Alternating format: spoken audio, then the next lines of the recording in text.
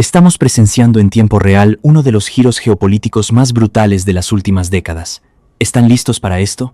Porque lo que acaba de pasar no tiene precedente. Trump pensó que podía intimidar, que con un tuit y un anuncio iba a poner de rodillas a México, Canadá y China. Se equivocó. Y se equivocó de una manera tan espectacular que me encantaría saber qué piensan ustedes. ¿Creen que Trump midió las consecuencias? ¿O simplemente se lanzó sin pensar?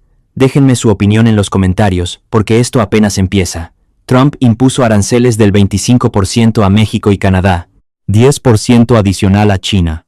Lo hizo con toda la pompa, con toda la arrogancia, pensando que esos tres países iban a agachar la cabeza y decir, sí, señor presidente, lo que usted ordene. Pero lo que pasó fue exactamente lo contrario. Por primera vez en la historia moderna, tres gigantes económicos se coordinaron para responder al mismo tiempo, con la misma fuerza y con el mismo mensaje.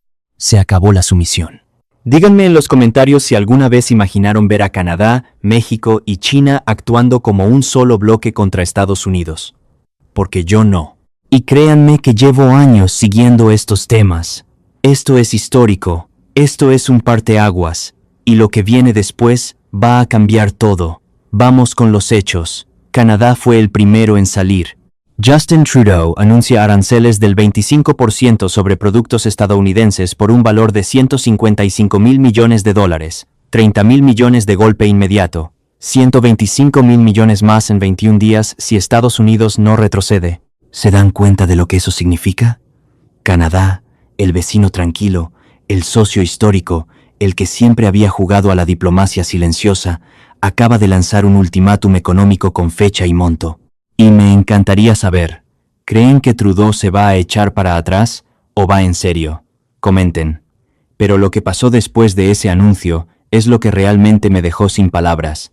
En Canadá, durante partidos de hockey, cuando sonó el himno de Estados Unidos, la gente abucheó, masivamente, en Ottawa y en Calgary. Lugares donde tradicionalmente existe respeto total por las ceremonias. ¿Han escuchado alguna vez a canadienses abuchear el himno estadounidense? Nunca. En toda la historia de Canadá, nunca. Hasta ahora. Cuando tocaron el himno canadiense, silencio respetuoso. Todos de pie, todos en silencio. Pero cuando llegó el turno del himno de Estados Unidos, explotó la indignación. Abucheos, gritos, rechazo total. Y esto no fue en un lugar, fue en múltiples ciudades al mismo tiempo. La gente en Canadá está furiosa, y no solo con Trump, con Estados Unidos en general, porque sienten que los traicionaron, que después de décadas de ser el socio más confiable, el vecino más leal, así les pagan. ¿Qué opinan ustedes de esta reacción? ¿Exagerada? ¿Justificada? ¿Preocupante? Porque para mí es señal de que algo muy profundo se rompió, y cuando la confianza se rompe a ese nivel, no se arregla con un comunicado de prensa. Déjenme saber qué piensan. Ahora vamos a México. Y aquí la cosa se pone aún más interesante. Porque la presidenta Claudia Sheinbaum no solo respondió, dio una lección de dignidad, de firmeza y de claridad que francamente me dejó impresionado. Y me gustaría saber si ustedes sintieron lo mismo. ¿Les pareció que Sheinbaum estuvo a la altura o creen que debió haber sido más dura todavía? Participen en los comentarios. Sheinbaum saca un comunicado que vale oro. Rechaza categóricamente las acusaciones de la Casa Blanca que insinuaron que el gobierno mexicano recibe órdenes del crimen organizado. Y ahí no para, va más allá. Dice que si hay alianza con el crimen, esa alianza está en Estados Unidos, en las armerías que venden las armas, en las redes de lavado de dinero que nadie desmantela, en las calles donde los distribuidores operan a plena luz del día sin consecuencias, y luego pone datos duros sobre la mesa. México detuvo más de 10,000 personas vinculadas al narcotráfico en 4 meses. Aseguró 40 toneladas de drogas, 20 millones de dosis de fentanilo, y la pregunta que lanza es directa, contundente, imposible de evadir. ¿Qué ha hecho Estados Unidos para combatir el consumo en su territorio? ¿Qué han hecho para desmantelar las redes de distribución que operan en sus ciudades? ¿Qué han hecho para atender la epidemia de opioides que ellos mismos crearon? Díganme si no es irónico que Estados Unidos, con apenas el 4% de la población mundial, consume el 80% de los opioides del planeta. El problema no está en la frontera sur, está en las calles de Nueva York, de Los Ángeles, de Chicago, de Detroit. Está en la inacción de sus autoridades, está en la hipocresía de señalar afuera cuando el caos está adentro. ¿Están de acuerdo con esto? ¿O creen que México también tiene responsabilidad? Quiero leer sus opiniones. Y Sheinbaum cierra el comunicado con la frase que más inquieta a Washington. Instruyo al secretario de Economía para que implemente el plan B que hemos estado trabajando, que incluye medidas arancelarias y no arancelarias en defensa de los intereses de México. Ese plan B es lo que tiene en pánico a la administración Trump, porque no es solo México respondiendo. Es México coordinándose con Canadá y con China para golpear de manera simultánea y estratégica. ¿Se imaginan el impacto? Los tres países ya presentaron quejas formales ante la Organización Mundial del Comercio. Los tres anunciaron represalias específicas. Y los tres tienen claro cuáles son los puntos sensibles de la economía estadounidense. ¿Creen que esto va a escalar más? ¿O alguien va a dar marcha atrás? Déjenme saber qué piensan, porque esto se está poniendo cada vez más tenso. La industria automotriz, por ejemplo. Trump dijo que Estados Unidos no necesita los autos de Canadá, que ellos producen los suyos. Pero se olvidó de mencionar un detalle pequeño pero crucial. La mayoría de las piezas, los componentes, los insumos que hacen funcionar esas plantas en Michigan y Ohio vienen de México y Canadá. Abran el cofre de cualquier auto ensamblado en Estados Unidos y lean las etiquetas. Hecho en México, hecho en Canadá, hecho en China. Las cadenas de suministro son integradas. Romperlas no es un triunfo. Es un suicidio económico. Y aquí viene una pregunta que me gustaría que me ayuden a responder.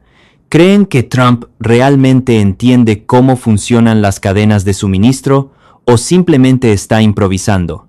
Porque a mí me da la impresión de que no tiene idea de las consecuencias. Pero ¿ustedes qué opinan? Comenten. Las plantas de manufactura en estados como Texas, Michigan, Ohio, Pensilvania van a sentir el impacto de inmediato, no en meses, en semanas. Porque sin esos insumos, la producción se paraliza.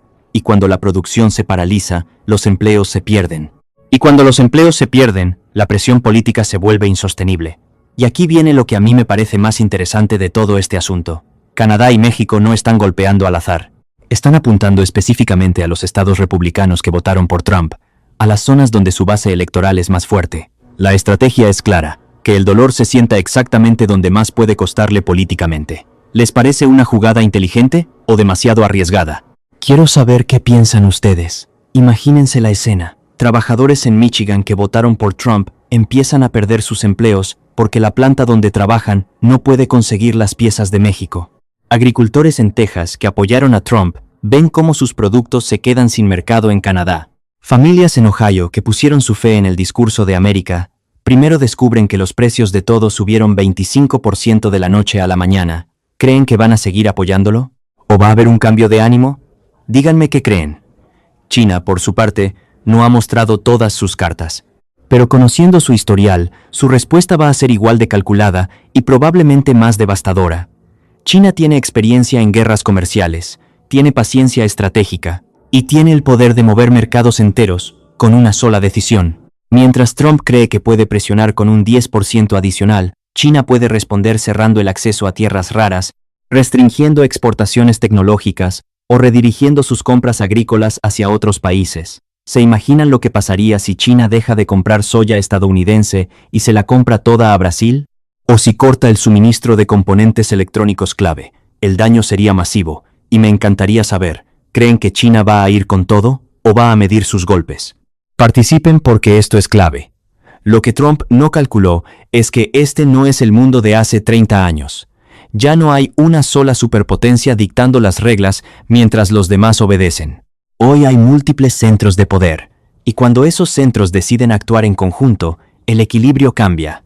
Estados Unidos sigue siendo una economía gigante, pero ya no puede darse el lujo de enfrentarse simultáneamente a tres de sus principales socios comerciales sin consecuencias graves.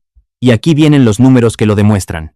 Canadá es el principal socio comercial de Estados Unidos, México es el segundo, China es el tercero. Juntos representan más del 40% del comercio exterior estadounidense. Ponerles aranceles del 25% no es una jugada audaz, es una apuesta temeraria que puede salir terriblemente mal. ¿Están de acuerdo? ¿O creen que Trump tiene algunas bajo la manga? Comenten. Y ya está saliendo mal. En Estados Unidos los precios van a subir, los consumidores van a pagar más por todo, alimentos, autos, electrónicos, productos de limpieza, ropa, porque esos aranceles no los pagan los países exportadores. Los pagan los importadores estadounidenses, y esos costos se trasladan directamente al precio final.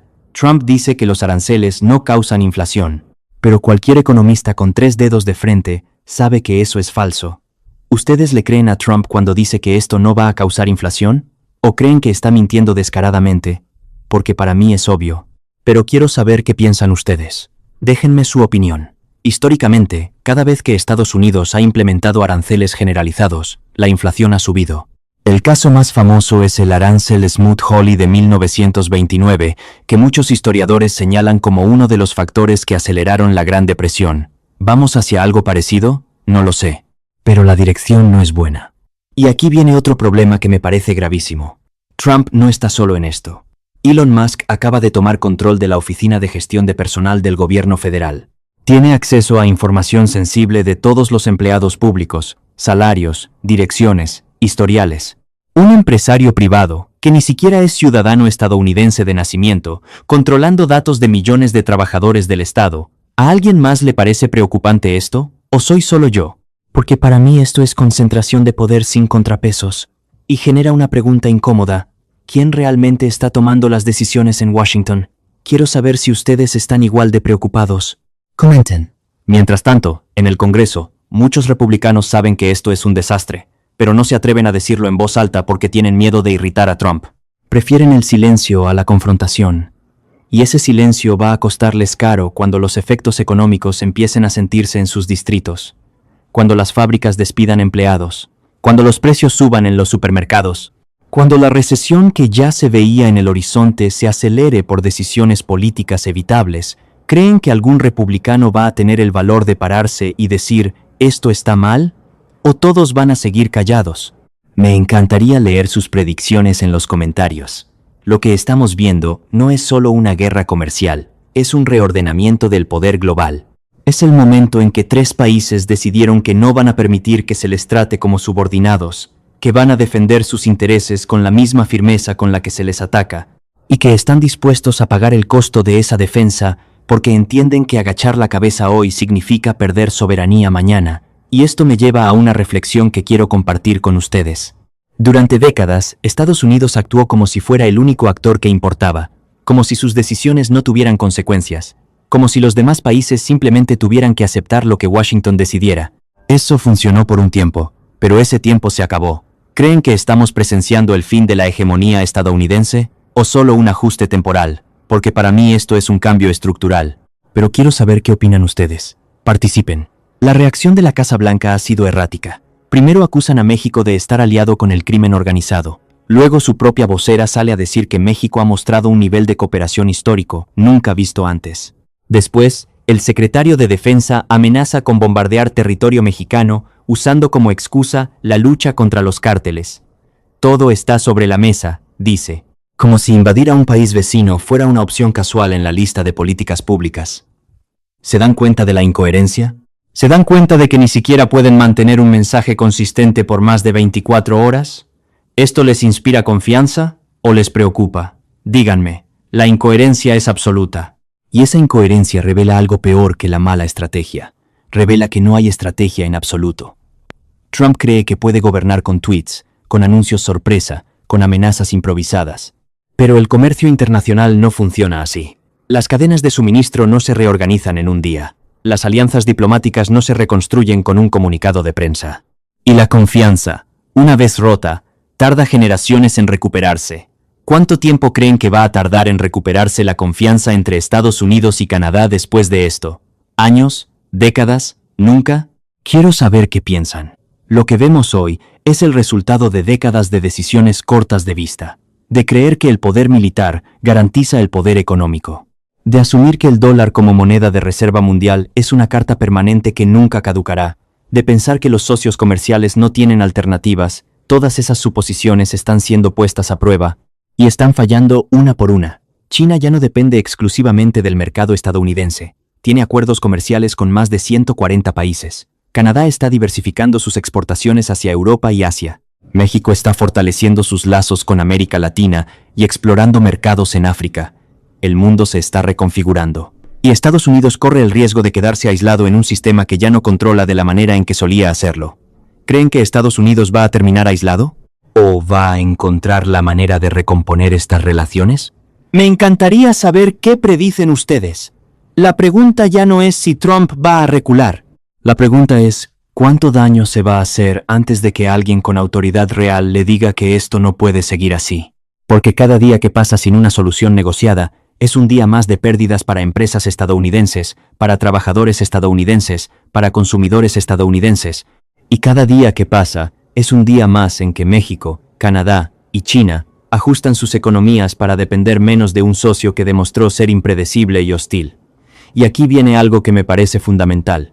El mensaje que Sheinbaum le está mandando a Trump con esa frase, coordinación sí, subordinación no, ese es el nuevo estándar. Ese es el mensaje que está resonando en todo el sur global. No más relaciones asimétricas, no más imposiciones, no más tratar a países soberanos como provincias que obedecen órdenes. ¿Les parece que ese mensaje va a calar en otros países también? ¿O México está solo en esto? Díganme qué creen porque esto es importante. Este no es el fin de la historia. Es apenas el principio de un proceso que puede tomar años en resolverse. Pero lo que sí es claro es que el mundo que existía antes de ayer ya no es el mismo. Las reglas del juego cambiaron. Y quien no lo entienda va a pagar las consecuencias. Y quiero cerrar con una pregunta directa para ustedes. ¿De qué lado están en este conflicto? ¿Creen que Trump tiene razón y que estos aranceles van a fortalecer a Estados Unidos? ¿O creen que México, Canadá y China están defendiendo legítimamente sus intereses? No hay respuesta correcta. Solo quiero saber qué piensan ustedes. Participen en los comentarios con honestidad, porque al final, esta no es solo una historia sobre aranceles y comercio. Es una historia sobre poder, sobre dignidad, sobre el tipo de mundo en que queremos vivir. ¿Un mundo donde una sola nación impone su voluntad y los demás obedecen? ¿O un mundo donde existe un equilibrio real, donde los países se tratan como iguales y donde las decisiones se toman con base en el diálogo y no en la amenaza? Para mí la respuesta es clara, pero ¿ustedes qué opinan? Si este análisis les abrió los ojos a una dimensión de este conflicto que no habían considerado, si les hizo pensar, si les generó preguntas, entonces cumplió su propósito.